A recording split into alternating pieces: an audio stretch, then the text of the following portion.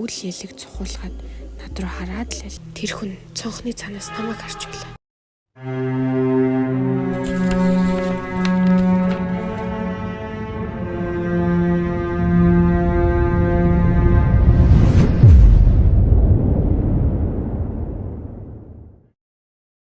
Намайг баг байхад ээжтэй хоёр л амьдардаг байлаа.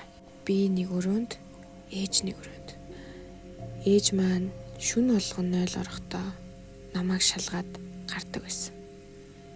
Нэгэн шүн би ямар нэгэн дуу чимээ шүүгнээсээ гарч байгаа юм санагдаад сэртэл ээж орны өмнө зогссон намайг хараад алж байдیں۔ Тэр хэлэхдээ буцаад унтаа гэж хэлээд шүүгэнд ороод хаалгаг нь баг зэрэг хаах төдий болоод татчихв. Ээж маань шүүгийн дотор зүгээр л зогсоод хаалганы завсраар нь толгоогоо үл ялэг цухуулгаад над руу хараад л байлаа. Би одоо хүртэл түүний нүд завсраар намайг ширтэж байсан дүр төрхийг тодгон сандаг. Ямар ч хүүхэд байсан энэ нөхцөлд айхал байсан байх.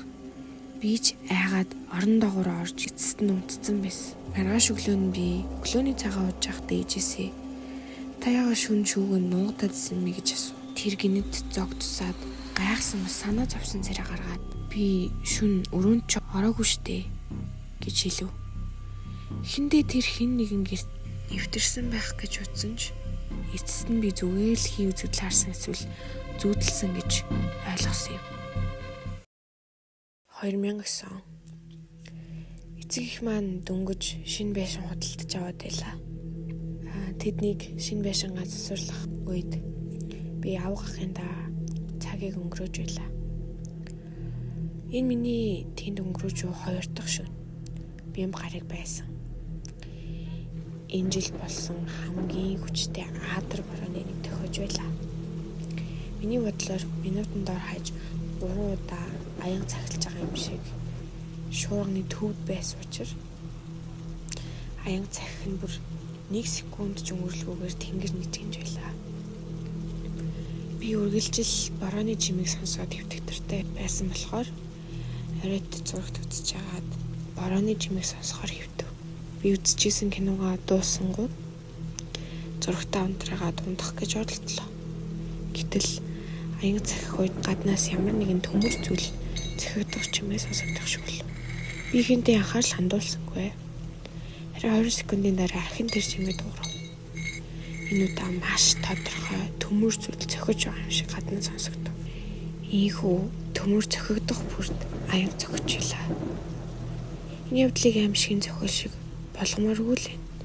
Гэхдээ миний авах хүндээ баг зэрэг аимшигтай юм.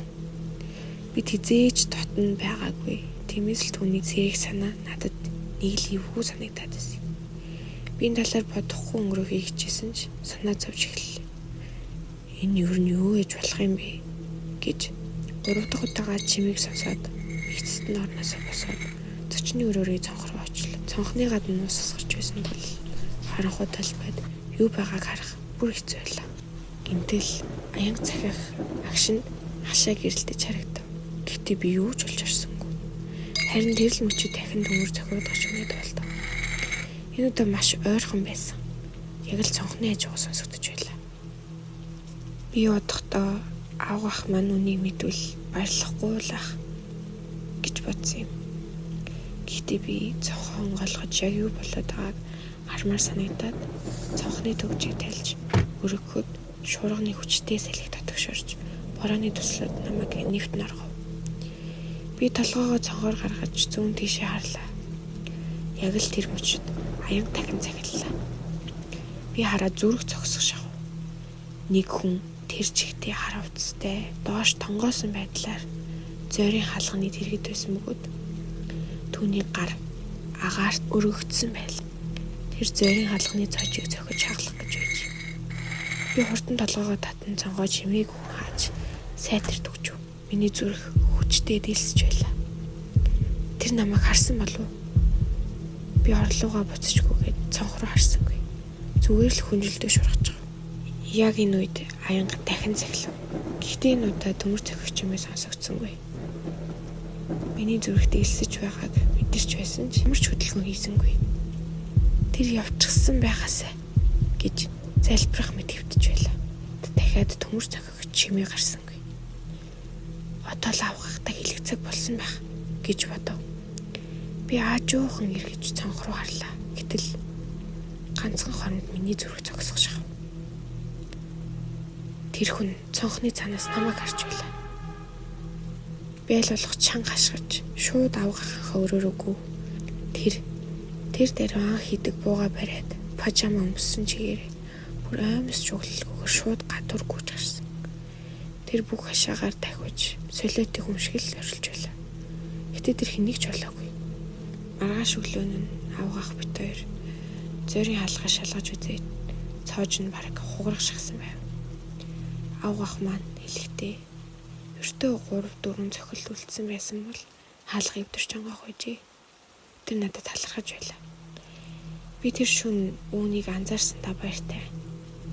Хэрэг би кино үзээд жаахан оройдож унтааг байсан бол тэр шөнө юу болохыг төсөөлгөөс чааж